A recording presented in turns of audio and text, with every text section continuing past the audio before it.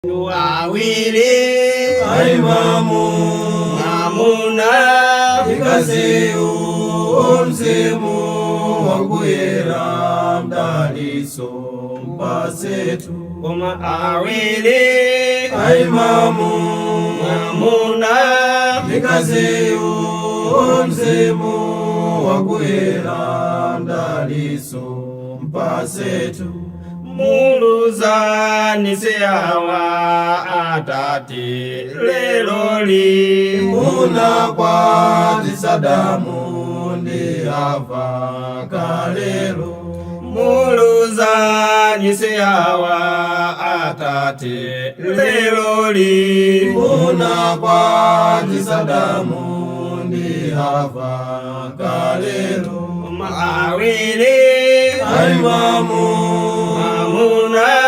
Mikazeo omzemo wakuyela mdali.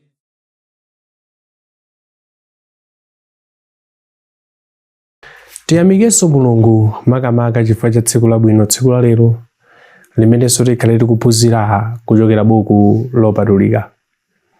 Pa programu ya lero muli ndine m'bale wanu Vijero Gondwe. Tikumbukire programu imene yamatipatsira dali Longwe School Biblical Studies kulilongwe ku Mitundu. Programu imene komanso mabuku ena mukhoza kupezanso pa tsamba lathu la YouTube. Mukhoza kuyang'ana Longwe School Biblical Studies muzatopeza programu imene komanso masamba ena komanso programu ena osiyanasiyana. Komanso mukhoza kutitsatira pa tsamba lathu la Facebook kungwangana Longwe School Biblical Studies pamenepo timakhala tikuponyanso maphunziro osiyanasiyana amene angapitirize kuthandizani moyo wanu wa uzimu. Mwina mukhoza kukhala ndi funso kapena ndi mangazo kudza mapulogalamu athu, mukhoza kutipeza pa nambala iyi 0822766018 imene timatumizira anthu pulogalamu imeneyi pa WhatsApp kuti athe kumvera kapena kuonera pa nthawi yawo. Pa tsiku la lero tikhala tikupitirizabe kuphunzira zokhudza banja, ndipo tsiku la lero tikulowa mu pulogalamu yathu ya namba 25. Taphunzira zambiri zokhudza banja, taonapo zitsanzo zambiri, taonapo azathu ambiri osiyanasiyana amene anatipatsanso maphunziro abwino pokhudza banja. Cholinga chake nchakuti titokhala ndi banja labwino, banja limene Mulungu amafuna kuti lidzitha kukhalira. Pa tsiku la lero pamene tikulowa phunziro lathu limene namba 25 tiphunzirapo pa nkhani ina. Makamaka pa nkhani imene imatiphunzitsa za chikondi chimene chili choonadi. Tagwiritsa ntchito mawu oti chikondi choonadi chifukwa pali chikondi china chimene anthu amakhala nacho koma mwina anthu samadzanena kuti ichi si choona ichi. Ndipo ena samanena koma ichi ndi chikondi chenicheni. Ndipo mu nkhani imeneyi tionadi kuti munali chikondi ndipo chikondi chake ndiye chenicheni. Ndi nkhani ya anthu ena amene timadziwa bwino kwambiri. Makamaka Lute, Naomi komanso Boazi. Nthawi zambiri nkhani ya Lute ambiri akamayikamba samulumikizapo Boazi kwenikweni. Ambiri amangokamba za Lute ndi Naomi, Naomi ndi Lute, koma si kwenikweni anthu kukamba za Lute, Naomi komanso Boazi. Koma ife paphunziro lathu taona kuti anthu atatu amenewa atiphunzitsapo chinthu chimene nafenso tingaphunzirepo kwambiri. Ndipo taphatikiza bwino kuti banja la ifenso lero tithe kuphunzirapo pa nkhani imeneyi. Nkhani imeneyi timapeza buku limene la Lute chapter chake cha 1, chapter chake cha 2, chapter chake cha 3 komanso mpaka Lute chapter chake cha 4. Ndi kabuku kakafupi kwambiri koma kamene kamatipatsa chikondi choonadi pa banja loyenerera. Mu chapter 1 imayamba ndi nkhani imene imatiphunzitsa komanso ndiyomvetsa chisoni mwina tinganene choncho. Ndiyomvetsa chisoni mfake ndi chani? Tiona kuti anthu amene achoka kwawo akupita malo ena kuti akapeze mathandizo azimene akufuna, koma kumene kuchaso anakumana ndi tsoka. Koma ngakhale anakumana ndi tsoka timaonabe kuti kumene sanakakumana ndi Lute kuti tizithomukamba bwino ndi Naomi kutipwetsa za chikondi. Nkhani imeneyi inayamba chapter 1 verse yake 1 pamene akunena kuti ndipo masiku akuweruza oweruza munali njala m'dzikomo. Ndipo munthu wa ku Betelehemu Yuda anamuka nakagonera m'dziko la Mowabu, iyeyu ndi mkazi wake ndi ana ake amuna awiri. Akuti anthu amakhala ku Betelehemu Yuda ndi akukhala kumene kuja nthawi ya oweruza majajezi aja, kunapeza kuti kudziko kwawo kuja kuli njala. Ndi munthu mwamuna uja anagaza kutsono ndikuli njala ndikhala bwanji ndi banja langali. Koma tisakhale pano tipite ku mzinda wa Mowabu. Mowabu ndi Israeli anali kuti anthu ndi pachibale ndithu tikamawerenga mbiri kwabwerera mbuyo. Ndi munthu chatanyamuka upita kumene kujako kuti akakhale tikapeza kunena kuti amayembekezera kuti ndikapeza moyo wabwino. Komanso alipo nyamuka kumene kuja munthu uja ananyamuka ndi mkazi wake komanso ana amuna awiri. Ndiyo tinali mwamuna, mkazi ndi ana awiri amuna. Polingalira kuti tikati tikhale kuno tikhoza kufa ndi njala, tipite ndi dziko ilo limene tikapeze thandizo la chakudya. Pokhala mwamuna anapanga chiganizo chimenecho pa banja pake, ndipo banja lonse linanyamuka ndithu kupita kumeneko. Pa vesi yake ya 2, pa vesi ya 2 akutipatsa kuti kodi munthu amene ndi ndani. Akunena kuti dzina la munthuyo ndiye Elimeleki, ndi dzina la mkazi wake ndiye Naomi, ndi mayina ana ake awiri ndiwo Maloni ndi Kiliyoni, ndiwo aku Efrata ku Betelehemu Yuda. Iwowa ndipo analowa dziko la Mowabu nakhala komweko. Ndetipeza kunena kuti anthu aja ananyamuka kupita kumene dziko la Mowabu kukakhala. Tapeza kuti ndi Elimeleki mwamuna uja, komanso mwamunayi dzina mkazi wake ndi Naomi, ndipo anali ndi ana awiri amuna, Maloni ndi Kiliyoni. Ndikuti anthu 4 aja anyamuka kupita ku dziko limeneli, chimene chawachotsa kwawo ndi chani? Mavuto a njala. Ndakunyamuka kupita ku dziko lina kumene kukasakasaka kuti abola nikoni kwakuti kuja tikhoza kupezako mwayi wa chakudya. Sizachilendo kwambiri amene timawerenga Baibulo tikabwera buku la Genesis, ana a Israelinso kuti akapezeke ku dziko la Egypt chinawapititsa kumeneko chifukwa anagulitsa malo awo Yosefe. Koma otsalira aja anapita kumene kuja chifukwa cha njala. Amapita kukasaka zakudya, kenako ukagula nkuwazindikira, kenako anabweretsa kumene kuti mukakhala kuja kuti mufa dziko likhale lija. Ndi ngati za njala zikapena anthu kuchoka malo ena kupita kwina, sizititsa chilendo kwenikweni. Zilizo imwe chimodzimodzi ife masiku ano nthawi zina anthu timatochoka dziko lina upita dziko lina, kapena malo ena upita malo ena ukasaka ntchito, koma wewe ndikhala kuno ntchito ndese ndipeza. Koma bwanji nyamuke kaiseko kwakuti, bwanji nyamuke kapite kwakuti. So anthu amakhala kuyenda ndithu pa zifukwa zosiyana-siyana. Ndeti kupeza kuti munthu ameneyi ndi banja lake anapanga chiganizo. Pa vesi yake 3, ndipo Elimeleki mwamuna wake wa Naomi anamwalira, natsala iye ndi ana ake awiri. Ali kumene kuja tsoka lija linafika tsopano. Elimeleki mwamuna uja wamwalira, wasiya koma ana awiri. Zimene zinali zokhumudwitsa kwambiri komanso zomvetsa chisoni tikupita kwa mkazi komanso kwa ana kuti tachoka dziko la kwathu tabwera dziko lino, munthu amene anatithandizira kuti tibwere kuno mwamuna wathu kapena mwamuna wanga kapena ana aja akunena kuti bambo wathu tonanisono wamwaliranso. Ndekuti kungotengera nkhani imene inali kuti anthu amene anali abale ake a close palibepo. Ndiyo anayendetsa dongosolo lake la maliro, analira yekha, ndi anthu amene anamuzungulira kumeneko, anamuyika manda mwamuna wake, kenako anatsalira iyeyo ndi ana ake awiri. Pa vesi 4, nadzitengera iwo akazi akumowa. Pa vesi yake ndipo Elimeleki anamwalira, natsala iye ndi ana ake awiri. Nadzitengera iwo akazi aku Mowabu, wina dzina lake ndiye Olipa, nzache dzina lake ndi Lute, ndipo anagonera komweko ngati zaka 10. Akunena atakhala kumene kuja bambo atamwalira, ana amuna aja anakula tsopano. Anapeza akazi. Akuti wina anapeza Olipa, wina anapeza Lute. Ndiyo kuti pamene bambo amwalira, anawaso akwatira apeza akazi, ndipo akazi amene apeza akumowa kuja. Ndiyo kuti mayi awo tsopano ndetatsala mayi aja ndi ana awiri, ndiye kuti ndi azikazi ana awo aja. Ndetakhangata asanduka anthu 5 tsopano. Akukhala anthu aja, ali limodzi pamene paja ngati banja, mayi uja akuona ana ake kuti zatero. Koma zomvetsa chisoni nkhani iyi sinatereme pomwe paye.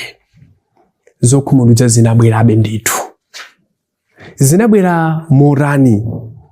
Tikaona pa vesi yake ya 5 akunoti koma Maloni ndi Kiliyoni anamwalira onse awiri, motero anaja amuna awiri ndi mwamuna wace anasiya mkaziyo. Anaja akwatira akhala kumene kucha zaka zina 10. Tapeza Maloni ndi Kiliyoni akwatira Lute ndi Oliva. Maloni ndi Kiliyoni mwatsoka ilo anamwaliranso. Ndeti tsopano mmayi uja ndazina mwina anthu amayankhula kuti chandiona ine ndi chani. Nde mmayi uja anaganiza kuti mwamuna wanga omwalira, ana anga awiri onse amwalira, koma ana anga aja asiya akazi awiriso aliyense wake. Lute ndi Oliva. Ndoti tikakamba za munthu amene akudutsa mu zinthu zowawa, ndoti timuganizire Naomi. Chilichonse chimene anali nacho moyo mwake, chimene chinali chofunikira kwambiri ndicho kumwalira kwa ana ake, komanso kumwalira kwa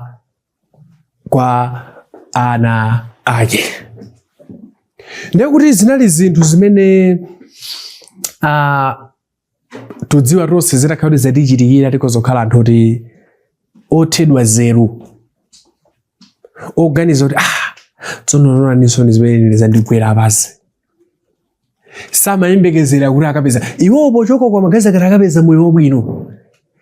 Amayembekezera kuti akapita kumene kujaku sangafe ndi njala, akakhala moyo wabwino, zonse zikakhala zabwino ndi banja lake, koma atapita kumene kuja zinthu sizinaende choncho.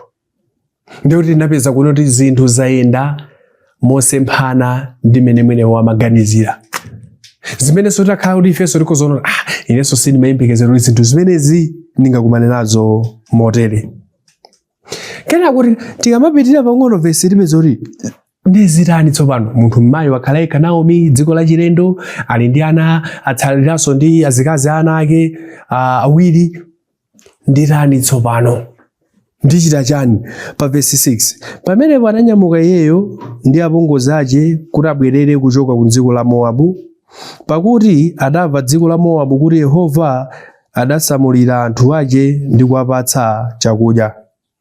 Natuluka iye kunena anakhalako ndi apongozi ace awiri pamodzi naye, nanka ulendo wawo kubwerera ku dziko la Yuda. Ndeti tsopano Naomi uja anamaganiza kuti ndimenezi mwathingi ine ndiyene kuti nditani ndibwerere kuti ndibwerere dziko la kwathu, ndibwerere dziko la kwathu chifukwa kunoko palibenso imene ndingakhale ana anga mwamuna wanga ndikhala bwanji. Naomi uja anamaganiza kuti ine ndibwerere basi. Koma sanabwerere analinso ndi chiganizo choti apange ana ake paja asiya akazi awiri. Nditani nawo tsopano amenewo?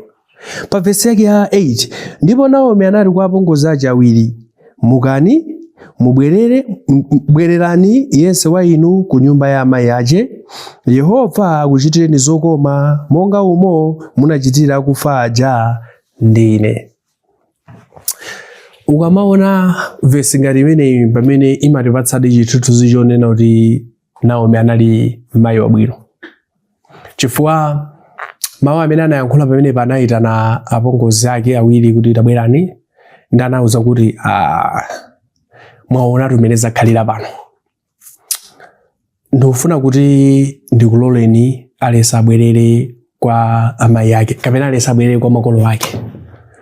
Ineyonso ndinondomeka kuti ndibwereranso kwathu. Koma chachikulu chimene ndingalankhule ndichi, anayankhula mawu abwino kwambiri amene akutionetsa mtima wa Naomi. Ananena kuti chani tibwerezenso, anati mukani bwererani yense wa inu ku nyumba ya amayi ace. Yehova akuchitireni zokoma monga umo munachitira akufa aja ndine. Ndenawo anati ana anga inu Lute ndi Oliva ndofuna mubwerere. Koma chimene ndinganene chinthu ichi, ndipemphe Mulungu kuti akuchitireni zokoma, chifukwa inunso munachitira akufa aja amuna anga ndi ana anga awiri amene anali azimuna anu. Zokoma zimene munatichitira ife komanso ine, ndofuna kuti Yehovaso akuchitireni inu. Ndio tikuona ubwino wa Naomi otha kuzindikira ubwino wa apongozi ake, komanso tikuonanso ubwino wa apongozi ake chifukwa anakhala kuti sanachite zabwino, mzimayi sanakatenga step imene yayi. Koma anaona kufunikira kunena kuti popeza zinthu zavuta ndizo, nganati nkutengeni, koma ayayi chazeru chimene ndingachite ndi bwino nanunso mubwerere kuti nanenso ndidziwira kwathu, komabe Yehova akhale nanu chifukwa mwachita zabwino kwambiri pa kufaja, komanso mwachita zabwino kwambiri kwa ine amene ndatsala moyo. Zikutionetsera chithunzithunzi cha ubale wawo, zikutionetsera kuti ubale wawo unali wabwino chifukwa amafuna. Ndazina timaona mabanja ena akavuta pakuti pitani sitikufulaninso ndi pano, koma yanayo kuti koma popeza ndi mmene nthawi ilili, koma Mulungu akhale nanu ananga. Tuone zimene anachita pa verse 9. Yehova akuloleni mupeze mpumulo yense nyumba ya mwamuna wache, nampsopsona nakweza iwo mawu awo nalira misozi. Akuti chimene anachita tsopano Naomi uja anagwira nkuwapsopsona kuti Yehova akuchitireni chifundo ananga, Mulungu akhale nanu. Koma kuti chinachitika ndi chani? Akuti analira onse. Anaja ndi nthawi zina mwina mu Chingerezi anthu timanena tikamasiyana anthu timabaibulo amati goodbye. Ndi munthu wina anayankhulapo maonena kuti goodbye isn't good at all. Nthawi zina anthu amene wakhala nawo bwino kamata tidzaonana muyende bwino, zimaoneka ngati zabwino koma mu mtima muzimawawa kuti anthu aja amene ndakhala nawo bwino basi ndusiyana nawonso. Ndi apa kunena tanauza mawu amenewo wapsopsona kuti basi Mulungu akhale nanu atani, akuti analira onse. Kukaniza kuti zangovuta ndi nthawiyo, koma anthu pasini mayenera osiyana nawo ayi. Ndiyota zipongozi awiri aja kuona Naomi koma tusiyanadi ndi awo apongozi athu sitimayenera kuti titero. Akuti analira poganizira kuti akusiyana. Pa verse 10 ndipo ananena naye iyayi koma tidzapita nanu kwa anthu akwathu. Ndi anthu atanena kuti sizithekayi, ife tipita nanu sitisiyana, ngakhale mwatitsazika koma ife cholinga chathu chakuti tipite nanu pakati pa anthu anu. Nati Naomi, bwerera ana anga, mudzatsangana nane bwanji? Ngati ndili nawo mimba mwanga ana amuna ena kuti akhale amuna anu, ndakuti inu ananga simungatsatane ndine, ndibeto ana ena kuti mungakhale nawo ananga.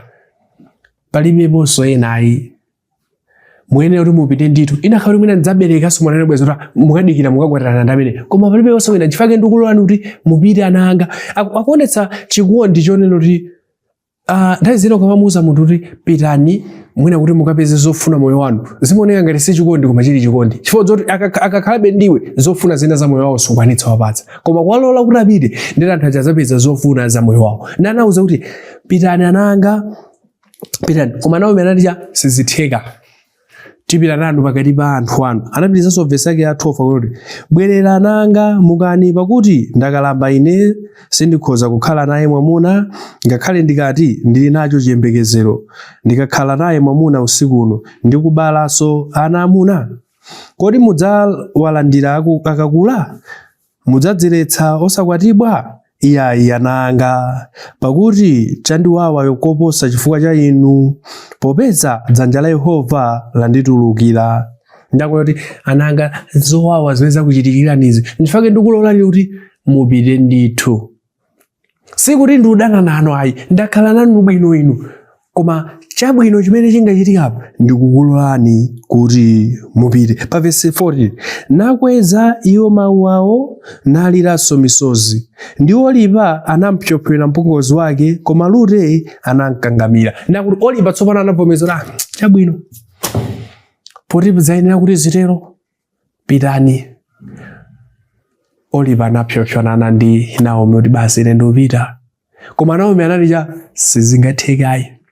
Lute anati sizingathekayi, inetu ndipita nanu. Pa verse yake ya 15 pamenepo anati taona m'bale wako wabwerera kwa anthu akwawo ndi kwa Mulungu wache, bwerera utsate m'bale wako.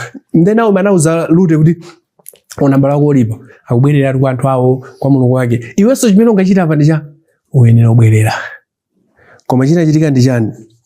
Nati Lute, musandimalize kuti ndikusiyeni, pakuti kumene mukamukako ndimuka inenso, ndi kumene mugonako ndigona inenso, anthu akwanu ndiwo anthu akwathu, ndiwo anthu akwa inenso, ndi Mulungu wanu ndiye Mulungu wanga. Lute anena kuti sizitheka, anthu anu ndi anthu anga, Mulungu wanu ndi Mulungu wanga.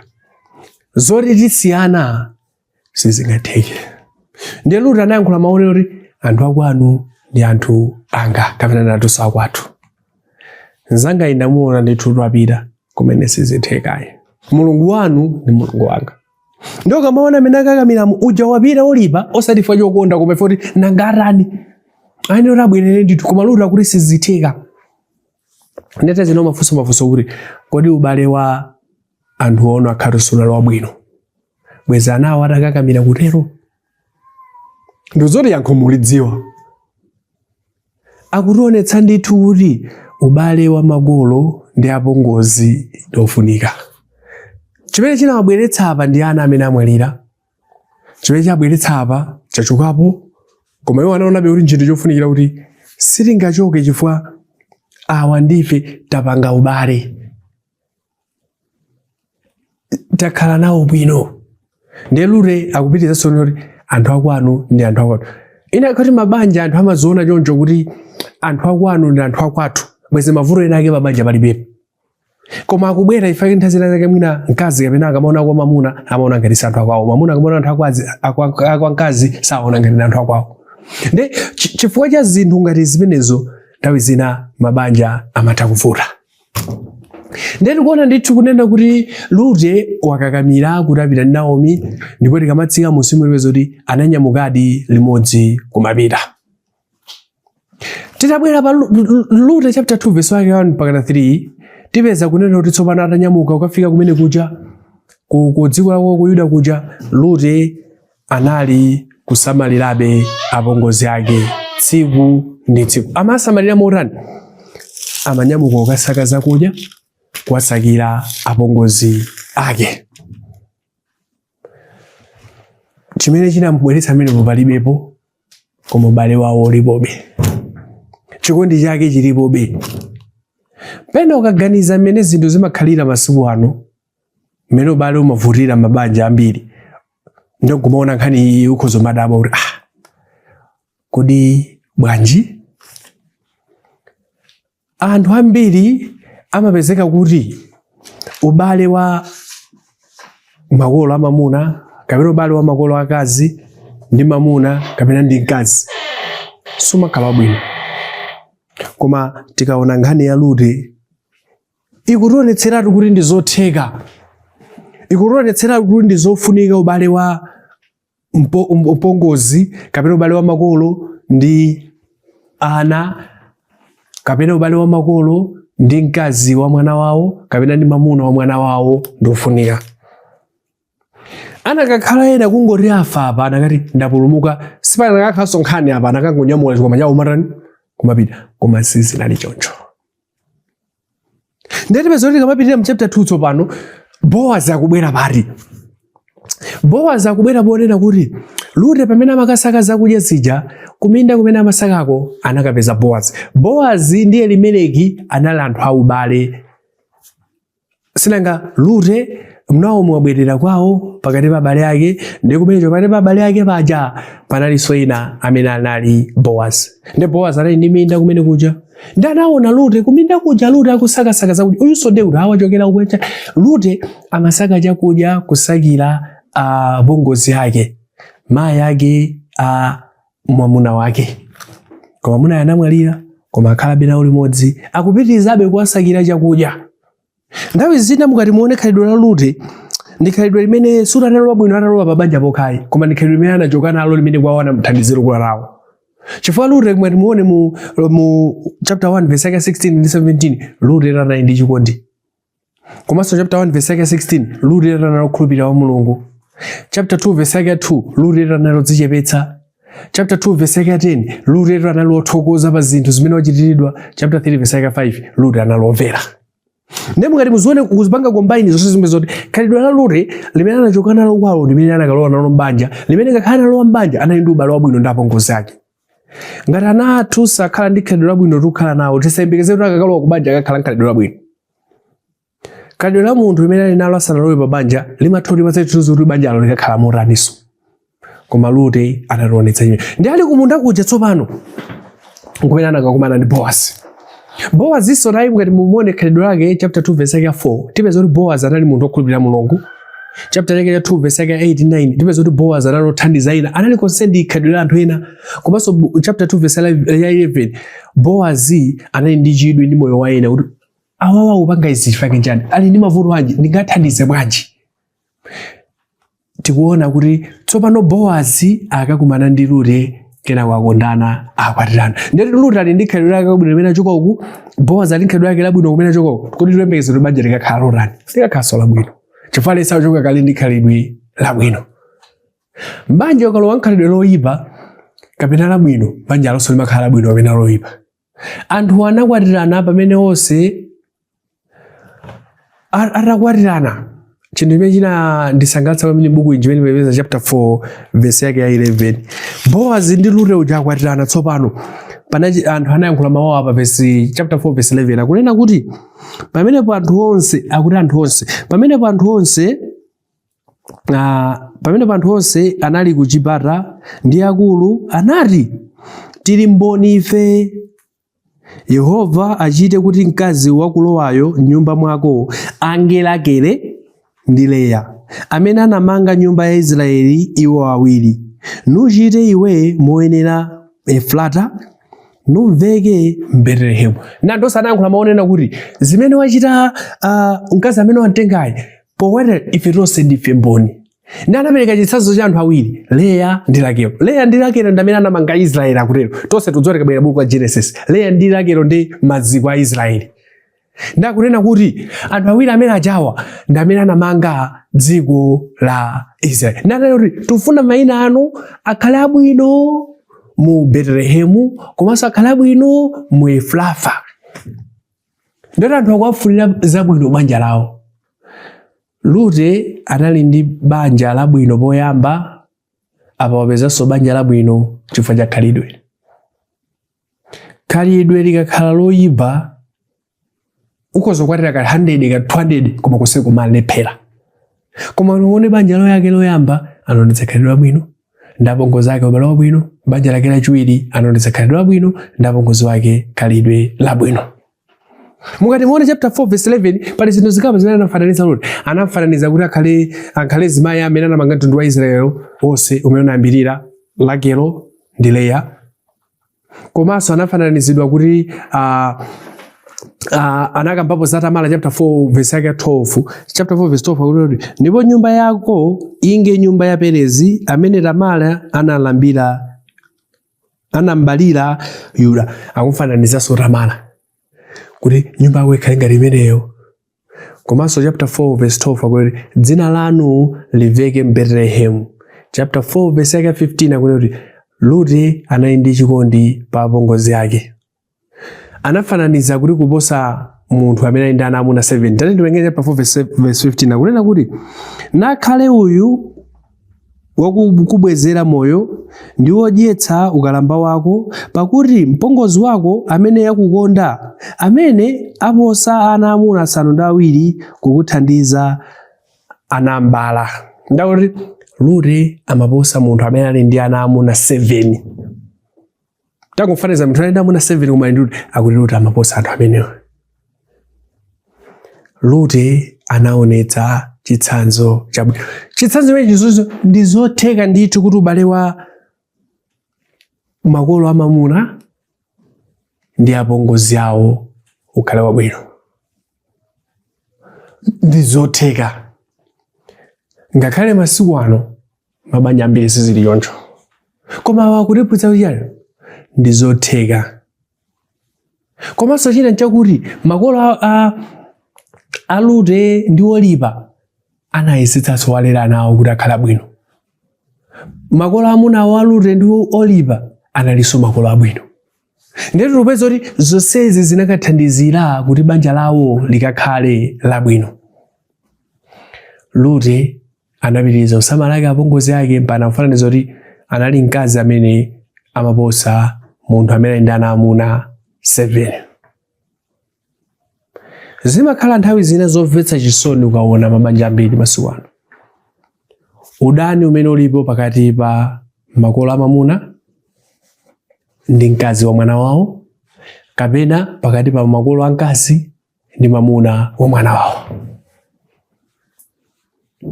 Nthawi zina zosatheka kuti anthu amene angagwirizane, koma Baibulo likuti zoti ndi zotheka. Ndi zotheka kuti pakhale banja labwino lotere.